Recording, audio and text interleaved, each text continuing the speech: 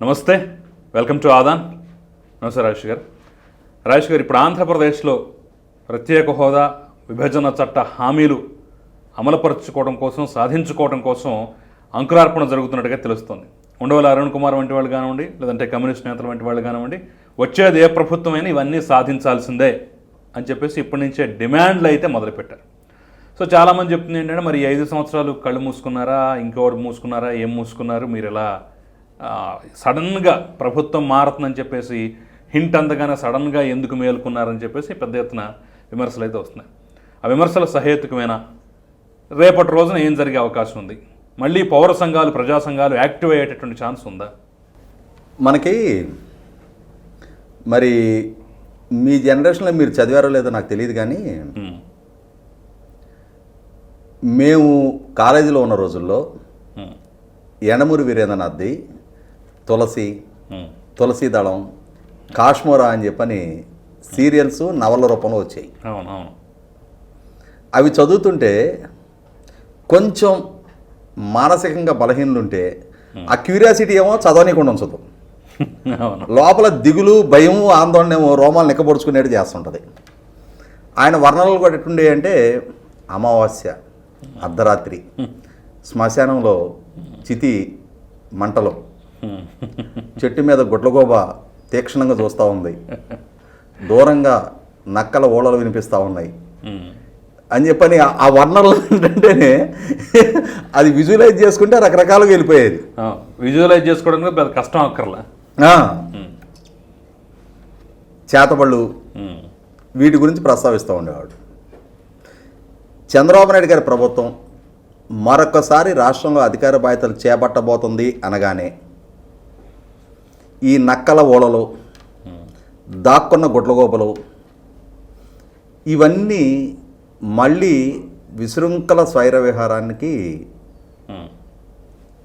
అంటే వాళ్ళ సాయుధ సంపత్తి మొత్తాన్ని సిద్ధం చేస్తూ ఉన్నారు. అంటే వీళ్ళ ఉద్దేశం ఏంటి అంటే, చంద్రబాబు నాయుడు ఒక సాఫ్ట్ టార్గెట్.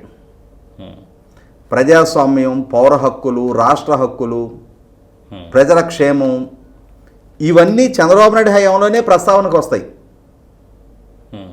మరి 5 ఏళ్లుగా 2019 నుంచి 24 దాకా ఏ కలుగుల్లో దాక్కున్నాయి ఈ శక్తులన్నీ, ఈ ప్రశ్నలన్నీ? అంటే ఈ గత 5 సంవత్సరాల కాలంలో రాష్ట్రానికి విభజన చట్ట హామీలు నెరవేర్చాల్సిన బాధ్యత, రప్పించాల్సిన బాధ్యత జగన్మోహన్ రెడ్డి గారికి లేదా? జగన్మోహన్ రెడ్డి గారికి గుర్తు చేయాల్సిన బాధ్యత ఈ ఉండవల్లి అరుణ్ కుమార్ గారు లాంటి వ్యక్తులకి ఆ రోజు ఏ కట్టెను వెనక దాక్కొని తొంగి చూస్తూ ఉన్నారు వీళ్ళంతా. ఇప్పుడు సమయం మనది కాదు, ఇప్పుడు ప్రభుత్వానికి వ్యతిరేకంగా మాట్లాడితే మిగిలిన సోషల్ మీడియా కార్యకర్తలను ఎట్లా ఈపు బద్దలు కొడతా ఉన్నారో, ప్రస్తావించిన రఘురామకృష్ణరాజుకి ఏ గతి పట్టిందో మనకు కూడా అదే గతి పట్టుద్దని చెప్పని భయపడి దాక్కున్నారా? ఇవాళ పౌర సమాజానికి ప్రతినిధులుగా చలామణి అవుతున్న వాళ్ళు, రాష్ట్రం పట్ల ప్రేమ కారిపోతున్న వాళ్ళు, ఆయన నిన్న కొన్ని ప్రస్తావిస్తున్నాడు. డయాఫ్రామ్ వాళ్ళు దెబ్బతినటానికి బాధ్యులు ఎవరో గుర్తించాలి కదా. 5 ఏళ్లుగా ఏం చేస్తున్నారు గుర్తించకుండా? అయినా కామన్ సెన్స్ లేదా? సక్రమంగా సకాలంలో జరుగుతున్న పనులని స్తంభింపజేసి ఒక రాజకీయపు దుగ్ధతోటి, కుల విద్వేషంతో, కేవలం తన సామాజిక వర్గీయులకి పనులు అప్పజెప్పుకోవాలనే ఏకైక కారణంతో జరుగుతున్న పనులను ఆపేసి 8 నెలల విలువైన కాలాన్ని వరదకి పోలవరం ప్రాజెక్టు డయాఫ్రామ్ వాల్ని ఎక్స్పోజ్ చేసింది ఎవరు? ఆ 8 నెలల్లో ఆ కాపర్ డ్యామ్ గ్యాప్లు ఫిల్ చేస్తున్నట్టయితే వరద బారిన పడేది అది? బాధ్యుడు జగన్మోహన్ రెడ్డి అనేది సూటిగా స్పష్టంగా చెప్పే ధైర్యం లేదా? 5 సంవత్సరాల కాలం విభజన చట్ట హామీల గురించి ఎందుకని జగన్మోహన్ రెడ్డికి గుర్తు చేయాల?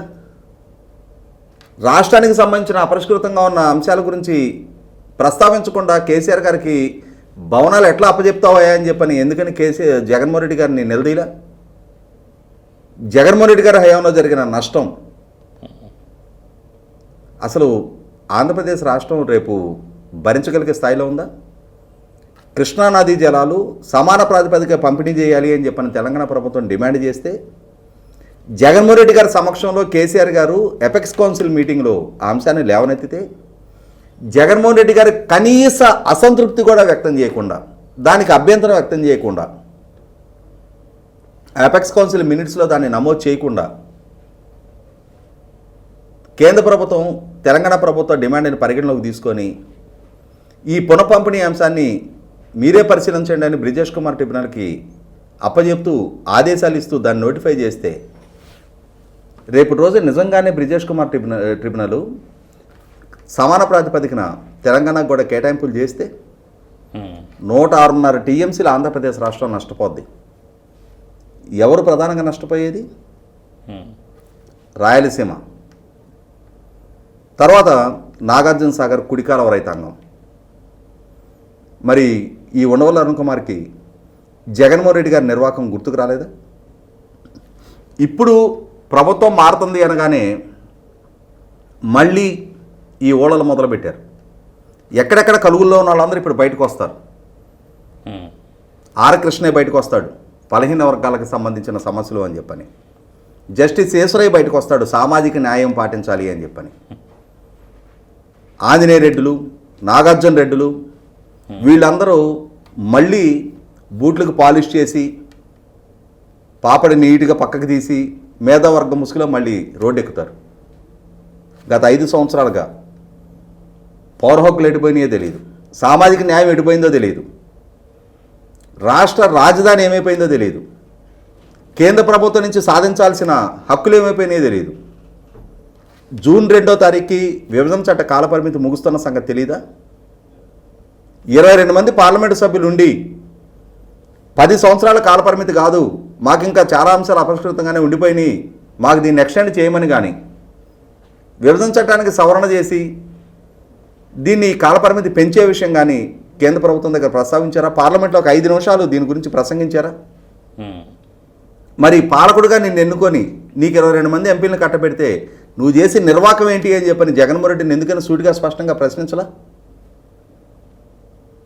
మరొకసారి తెలుగుదేశం ప్రభుత్వం అధికారంలోకి వస్తుంది అనగానే ఎక్కడ లేని మేధావుతనాన్ని కనపరచడానికి రాష్ట్రం మీద ప్రేమ కారిపోతున్నట్టుగా మళ్ళీ మొదలుపెట్టారు.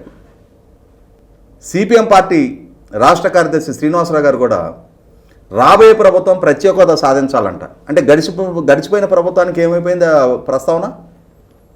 2019 ఎన్నికల్లో చంద్రబాబు నాయుడు నిస్సహాయుడై కేంద్ర ప్రభుత్వం దగ్గర ప్రత్యేక హోదా సాధించలేకపోయాడు, నాకు మెజార్టీ ఎంపీ సీట్లో ఉండి నేను సాధిస్తా అని చెప్పని వాగ్దానం చేసి 22 సీట్లు దక్కించుకున్న జగన్మోహన్ రెడ్డి గారు ఎందుకని ఒక్క 2 నిమిషాలన్నా పార్లమెంటును స్తంభింపజేసే నిరసన టేకప్ చేయాల? ఆ విధమైన కార్యాచరణ ఎందుకు ప్రకటించాలా? అప్పుడు ఎందుకని సిపిఎం పార్టీ ఆయన డిమాండ్ చేయాల? ఇప్పుడు అధికార మార్పిడి జరుగుతుంది అనగానే మరొక్కసారి ప్రత్యేక హోదా సాధనల కోసం ఒకళ్ళు, రాష్ట్ర విభజన చట్ట హామీల కోసం ఒకళ్ళు, తెలంగాణ దగ్గర అపరిష్కృతంగా ఉన్న అంశాల గురించి ఒకళ్ళు. గత 5 సంవత్సరాలుగా ఇక్కడ పరిపాలన చేసింది ప్రభుత్వం కాదా, పాలకుడు కాదా? ఆయన కేసులకు సంబంధించి 3,500 వాయిదాలు తీసుకునే వెసులుబాటు ఆయనకు దక్కించుకున్నారే. వాళ్ళ చిన్నాన్న హత్య కేసులో తన ఎంపీ తన తమ్ముడు ఆయన అరెస్టు కాకుండా సిబిఐ మీదకి దాడికి వెళ్ళినా కూడా వాళ్ళని ఏం చేయలేకపోయారే. ఆ వెసులుబాట్లు ఆయనకు దక్కుతున్నాయి. కానీ రాష్ట్రం అన్యాయం అయిపోతుంది. జూన్ 2 సమీపిస్తుంది. మరి ఈ జూన్ 2 జగన్మోహన్ రెడ్డికి వర్తించలేదా? ఈ రోజుకి ఆయనే ముఖ్యమంత్రిగా ఈ రాష్ట్రానికి, ఆయన ఎందుకు ప్రశ్నించట్లా? రాబోయే ప్రభుత్వ బాధ్యత అంట. సో నిన్నటితో చాలా హక్కులకి కాలం చెల్లిపోయినట్టేనంటారా? కాలం చెల్లుతుందా లేదనేది రేపటి రోజున రాబోయే రాష్ట్ర ప్రభుత్వం కేంద్ర ప్రభుత్వం దగ్గర ఏ విధంగా హక్కుల సాధన కోసం కొట్లాడుతుంది అనేది కూడా ఒక అంశం. కానీ జగన్మోహన్ రెడ్డి గారు 5 సంవత్సరాల అద్భుత అవకాశం దక్కిన సర్వనాశనం చేశాడు ఆయన పాలనా హయాంలో. ఇప్పుడు చాలామంది 2019 ఎన్నికలకు ముందు పింక్ డైమండ్ అని ఒకళ్ళు, హిందుత్వానికి నష్టం జరుగుతుందని కొంతమంది, ఎక్కడికి పోయారు వీళ్ళంతా? ఇప్పుడు ఎందుకని ఇప్పుడు బయటకు వచ్చి మాట్లాడటం లేదు? ఆ రాష్ట్రం కాదా, ఆ ప్రజలు కాదా? అంటే జగన్మోహన్ రెడ్డి ప్రతిపక్షంలో ఉంటే మీకు రాష్ట్ర హక్కులు గుర్తొస్తాయా? జగన్మోహన్ రెడ్డి అధికారంలో ఉంటే మీకు రాష్ట్ర హక్కులు గుర్తుకు రావా? పోరాటాలు, పౌర సమాజం, పౌర హక్కులు, జీవో నెంబర్ 1 పేరిట రాజకీయ పార్టీల స్వేచ్ఛాయుత రాజకీయ కార్యకలాపాలని నిరోధిస్తే, అడ్డుకట్టేస్తే, జరగని తప్పులను జరిగినట్టుగా తప్పుడు కేసులతో ప్రధాన ప్రతిపక్ష నాయకుడిని జైలు పాలు చేస్తే, అచ్చెన్నాయుడు గారి దగ్గర నుంచి జేసీ ప్రభాకర్ రెడ్డి గారి దాకా ప్రతిపక్ష పార్టీలకు సంబంధించిన నాయకుల మొత్తాన్ని జైలు పాలు చేస్తుంటే ఆ రోజు పౌర హక్కులు గుర్తుకు రాలేదా? అమరావతి మహిళల్ని పొత్తి కడుపులో బూట్ల కాళ్ళతో తంతంటే ఆ రోజు పౌర హక్కులు గుర్తుకు రాలేదా?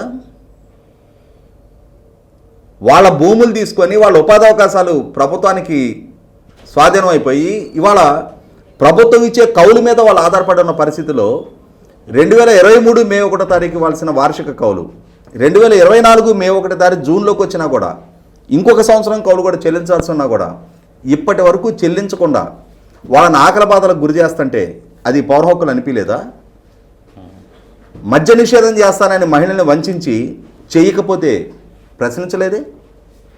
ఇప్పుడు మాత్రం మళ్ళీ మెల్లగా వంకిని తగిలించుకున్న ఇస్త్రీ చొక్కాలు తీసుకొని మీడియా ముందుకు రావడానికి సిద్ధపడతా ఉన్నారా? ఈ కాలం చెల్లిన ఈ ప్రయత్నాలు, కుప్పిగంతులు గతం ఈ మరొకసారి మనం ఈ మాట అంటే ఈ ప్రశ్న లేవనెత్తితే అంటే ప్రత్యేక హోదా వద్దంటారా, ప్రత్యేక హోదాకి మీరే విఘాతకులు, దాన్ని గొయ్యి తీసి పూడ్చిపెట్టారనేటటువంటి కామెంట్లు, అంటే ప్రత్యేక హోదా వ్యతిరేకులు అనే ముద్ర కూడా వాళ్ళు వేస్తారు. ఈ ముద్రలు, ఈ సొల్లు కబుర్లు ఇవన్నీ వినడానికి పౌర సమాజం ఎల్లకాలం సిద్ధంగా లేదు. వీళ్ళ మేధావితనాలు, వీళ్ళకి సమాజం పట్ల ఉన్న కమిట్మెంటు, చంద్రబాబు నాయుడుని ఏ విధంగా ప్రశ్నిస్తున్నారు, జగన్మోహన్ రెడ్డి హయాంలో ఏ విధంగా దాక్కుంటున్నారు, ఎవరు ఎక్కడ ప్రలోభపడుతున్నారు, ఎవరెక్కడ లోభపడుతున్నారు అనేది పౌర సమాజానికి ఒక స్పష్టత ఉంది. ఈ అవుట్డేటెడ్ ఈ వ్యవహార శైలి ఇంకా భరించడానికి పౌర సమాజం సిద్ధంగా లేరు. వీళ్ళందరూ కలగలిసి చేసిన వ్యతిరేక ప్రచారంతో ఆ రోజు పౌర సమాజం కూడా వీళ్ళు చెప్పే ప్రతి మాట నమ్మారు, జగన్మోహన్ రెడ్డి గారిని గెలిపించారు. 5 ఏళ్ల జగన్మోహన్ రెడ్డి గారి పరిపాలన హయాంలో ఎక్కడ దాక్కున్నారు వీళ్ళందరూ? మరొకసారి ప్రజలు ఒక స్పష్టతతో ఒక నిర్ణయం తీసుకొని వారికి నచ్చిన ప్రభుత్వాన్ని ఎంపిక చేసుకుంటున్న సందర్భంగా మరొకసారి బయలుదేరారు.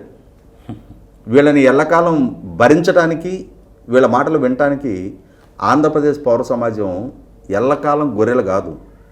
ఒకసారి విన్నారు, దాని పరిస్థితులు ఏంటి, పరిణామాలు ఏంటి అనేది అనుభవించారు. పౌర సమాజం రిలీజ్ అయింది, వీళ్ళే రిలీజ్ కావట్లా.